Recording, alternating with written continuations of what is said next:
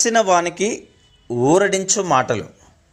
సహోదరుడు భక్తి సింగ్ గారి పరిచర్య నుండి సేకరించిన అనుదిన ధ్యానములు. మే 21.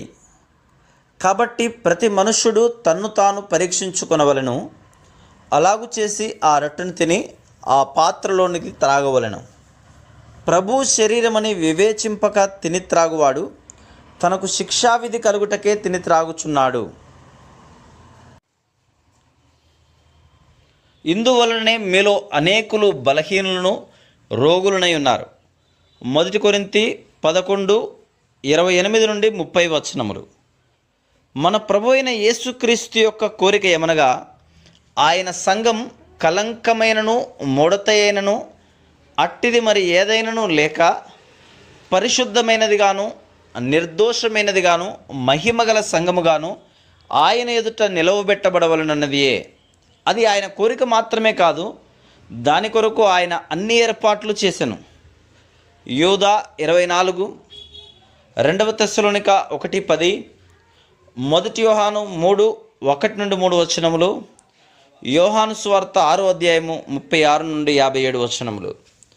ఆయన కోరిన రీతిగా మనం కలంకమైనను దోషమైనను లేకుండా దేవుడు కోరిన పరిమాణమును మన ఎదుట నుంచుకొనవలెను.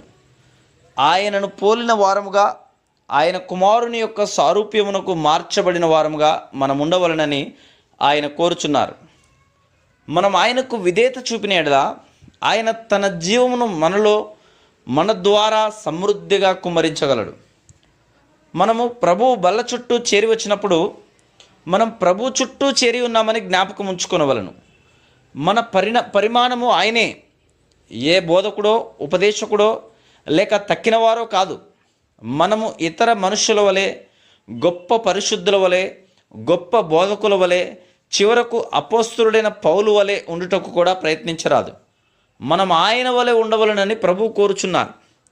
మనం పలుకు ప్రతి మాట, ప్రతి తలంపు, ప్రతి ప్రణాళిక ఆయన పరిపూర్ణ మార్గమును అనుసరించినదిగా ఉండవలనని కోరుచున్నాడు. ప్రభువా, నీవు నా జీవితంతో తృప్తి కలిగి ఉన్నావా? ఇతరులు తృప్తిపడి ఉండవచ్చును, మరి నీవు తృప్తి పడితివా? నీవు నా జీవితమును బట్టి సంపూర్ణముగా తృప్తి కలిగి ఉన్నావా? నా జీవితము నా ప్రభువుకు సంపూర్ణమైన ఆనందమును ప్రీతిని కలిగించుచున్నదా అని మనలను మనము పరీక్షించుకొనవలెను. ఆ తరువాతనే, ప్రభువా, నీవు నా జీవితముతో సంపూర్ణముగా తృప్తి పొందుచున్నావా అని అడగవలెను. ఆయన మరణమును గూర్చి మనం ఆలోచించక మునుపు ఆయన ఆత్మ మనలో ప్రసవ వేదన పడుటను చూడగలడా? చూచి తృప్తి చెందగలడా? ఆయన పునరుద్ధానమును గురించి ఆలోచించినప్పుడు మనము నిజముగా ఆయన సంపూర్ణతతో నూతన జీవము కలిగి నడుచుకొనుచున్నామా అని మనల్ని మనం ప్రశ్నించుకొనవలెను. దేవుడు నా జీవితమును బట్టి ఎంతగా ఆనందించుచున్నాడు? ఆయన కుమారుని యొక్క సారూప్యములోనికి నేను వచ్చి ఉన్నానా? నా ద్వారా దేవుని పునరుద్ధాన జీవము, ఆయన శక్తి వ్యక్తం చేయబడుచున్నవా అని స్వపరీక్ష చేసుకునుట ముఖ్యమైన విషయం. మనము ఆయన బల్ల చుట్టూ చేరి వచ్చినప్పుడు ఆయనకు సంపూర్ణ ఆనందమును సంతోషమును కలుగునట్లు మన సంపూర్ణ ఆరాధనను, స్తుతిని, ప్రేమను ఆయనకు అర్పించుదుముగాక. Praise the lord.